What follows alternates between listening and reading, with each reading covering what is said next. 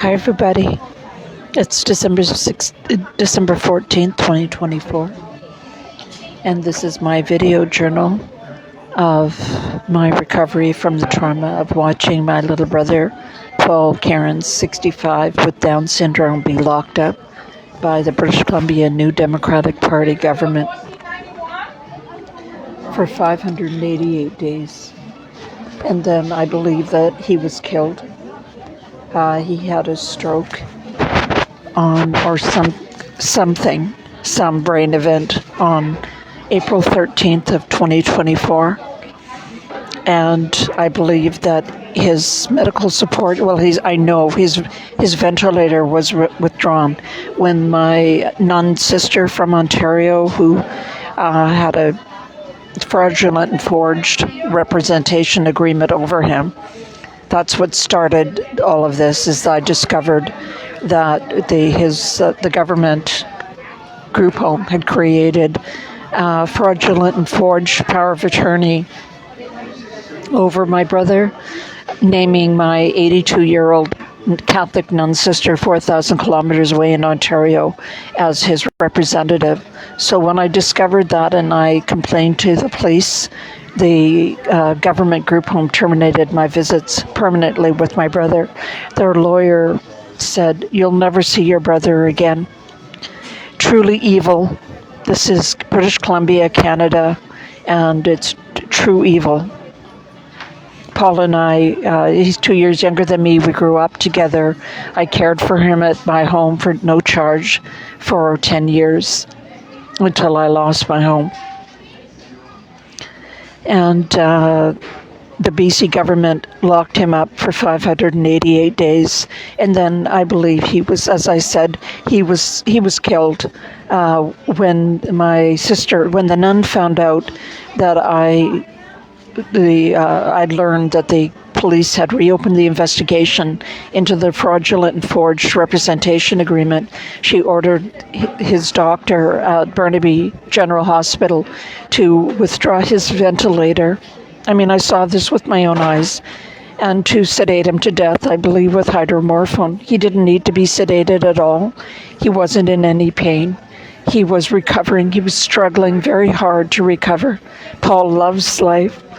He enjoyed life, and he was so happy to see me. The nun only let me see him for 10 minutes a day for the 10 days that he was in the hospital. Truly evil. I'm struggling. I'm a devout Catholic, and this has put me through a ringer. I'm struggling. I've paid $5 a week into the collection plate at my Catholic church.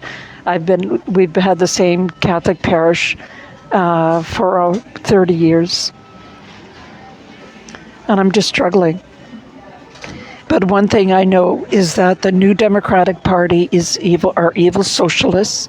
I'm sitting in my happy place, McDonald's, just getting ready to do my walk up Thermal Drive in Coquitlam, which is a mountain, very steep. It's a very steep walk. So I'm just girding myself with some Diet Coke. But anyway, so I'm sitting here and I'm looking at their little flyer that they have, and there is an ad paid for, I'm sure with our tax dollars, by this evil woman, Bonita Zerillo. Can you see that?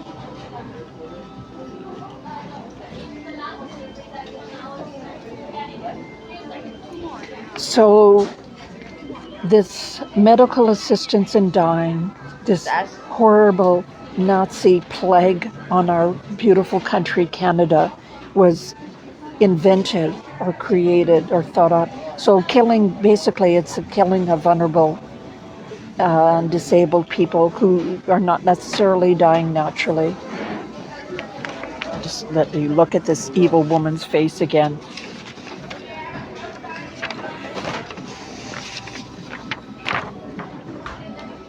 Bonita Zerillo, NDP. Okay, so medical assistance in dying was invented by the eugenist eugenics is the culling of human beings and on the basis of ability and killing. So Hitler was the ultimate eugenicist. He went through all the hospitals and sanatoriums in the 1930s before World War II even started, and he killed every disabled and vulnerable person in the hospitals and sanatoriums. And this theory or practice was supported by Tommy Douglas, who was the first NDP. He invented the New Democratic Party in Canada, which is, it's a socialist, Stalinist, evil communist, which basically says the good have the right to control, the majority have the right to control and destroy anything that does not support the majority. Communist, socialist, whatever. And so Bonita Zarilla, I went to her office. It's just around the corner from my apartment. And I went to her office every single day when my brother was being confined unlawfully by this evil socialist New Democratic Party government in BC. And I begged for her. She's a federal New Democratic Party. So her boss is Jagmeet Singh. So Jagmeet Singh is New Democratic Party. He was actually Paul's member of parliament. I wrote him every day. He never once responded. And he's propping up this evil Justin Castro liberal government where the, woke-minded ideologues, evil. I mean, I've been through it. I've been through, they put me through the ringer. If you support the left, you're suffering from the woke mind virus. So I was so incensed to see this ad by Bonnie Zarilla. As I said, paid for by our tax dollars. But I went to her office every single day, and her constituency assistant, like her secretary, would meet me at the door. She wouldn't even let me in. She put her foot literally in front of the door. Her name is Sasha Wood. And she said, from the first, I hardly got the words out of my mouth, and she said, "There's nothing we can do for you. There's nothing we can do for you." And I said, well, actually, Paul just turned 65, so he's getting a federal old age security, and that's going to the group home. And they should not be receiving, if they're locking him up, they should not be receiving his old age security. But she wouldn't even let me in the door. And this is what her ad says, "Working for you." I mean, it should be taken down as false advertising. So where we're at right now is I have applied for, there was a 5-day hearing, and Paul died on April 23rd, or he was killed. He was killed, as I said. I believe they did medical. Well, everyone I've described what happened to Paul said they did medical assistance in dying in him. They have the evil euphemism, straight out of Nazi Germany. Straight out of Nazi Germany, maid. They call it maid. Like a handmaid, like the Handmaid's Tale. And everyone I described what they did to Paul, they said, oh, they did maid on him. And he deserved better than that. So when the nuns' lawyers found out that the police had reopened the investigation, they'd been ordered by Ottawa to reopen the investigation into the fraudulent and forged representation agreement that the nun had over Paul. When she found out that they had been ordered in April, or that I found out that I found out in April that Ottawa had ordered the police to reopen the investigation. When the nun found out, she filed this application to court to have me declared a vexatious litigant. So to take away my legal rights to defend myself. And I've had mixed success in court. I won $390,000 against the parking company when I was injured in a parking lot accident. I had my disability insurers offered me a lump sum settlement, which I didn't accept. I won a case against the federal government when they said I wasn't looking for work hard enough in 2019. So I've had mixed success. I haven't been a complete failure.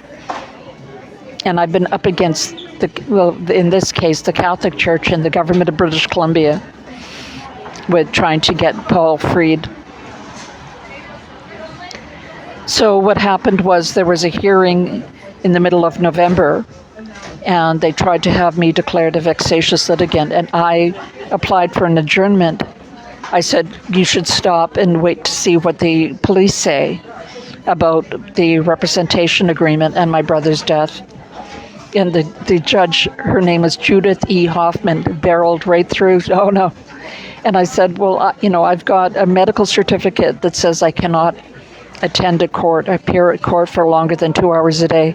She barreled right through with two full days of hearing that I was not allowed to attend because of medical restrictions. Thank God I've seen the system work, and I know that if you hang in long enough and your case is just and the facts are on your side and the law is on your side, eventually you're going to win. So I just hope that I win before I physically just can't continue anymore. But where things stand right now is I had a hearing set to appeal that decision at the Court of Appeal, and they said, the judge is in a conflict of interest, so I couldn't appear on December 16th, even though I have the legal right to appear with 10 days notice to the other side. If you haven't had a chance to see the movie Verdict with Paul Newman, you can see it on YouTube. Watch it. It's a very accurate, it's the most accurate movie I've ever seen of what actually goes on in court. And unfortunately, I'm the Paul Newman character. Anyways, just one last thing I wanted to say before I go is that as I was trying to leave to go to my Weight Watcher meeting this morning, and I highly recommend Weight Watchers, by the way, but as I was leaving to go to my in-person meeting, my kitten, Flurry, stationed himself in front of the door, like right in front of the door. He splayed himself in front of the door, to get out of my apartment. Like, there's lots of places he could sit in my apartment, but he blocked the door so that I couldn't get out. He could see I had my coat on. He knew I was going out, and I didn't have his stroller, so he knew he wasn't going. So he blocked the door. This little 2 kilogram kitten is blocking the door to keep me from going out. How sweet is that? To have something that cares enough about you that they block the door so you can't get out. So I had to grab a handful of his treats, his temptation treats, and throw them into the apartment so that he would go chasing around for me to get past him out the front door. Anyways, so please continue to contribute to our GoFundMe account. There hasn't been a contribution since October 15th. Somebody contributed $20. I'm still fighting the good fight. I'm doing all the work. I spend about 6 to 8 hours every day working on this, so that my goal is that we will have Paul's Law in Canada to reflect the law in the United States, so that guardians of incapable adults will never again be able to unilaterally block and isolate and confine the incapable adult away from their other loved ones. This arises from the situation where Peter Falk, the star, the actor in the Columbo series, had a stroke in his 70s, and his second wife wouldn't let his adult daughters visit him. and they never were able to visit him. He died before they could visit him. So they created the Peter Falk Foundation, and they've changed the law in 22 states, the last time I checked, across the United States, so that guardians, this is called adult guardianship reform, and adult guardians of adults will not be able to isolate and confine the incapable adult away from their other loved ones, which they unfortunately always do, or often do, out of spite or retribution, or there's money issues, or just control issues. It's truly evil, and it should not be allowed. So we need Peter Falk's law in Canada. That's what I'm trying to change the law. But in Canada, I want it to be called Paul's Law. So that's it for now. Have a wonderful weekend, everybody. I'm going to be heading up Thermal Drive in a few minutes. I'm just girding my loins to make that trip. It's very steep. And lots of people have, it's very few people have done it. Rick Hansen did it in his wheelchair in 1982 as part of his Man in Motion tour around the world. He actually rolled his wheelchair up Thermal Drive in Coquitlam, which is, I think, it's a 60 to 80% grade. So that's it. Take care, everybody. Love you all.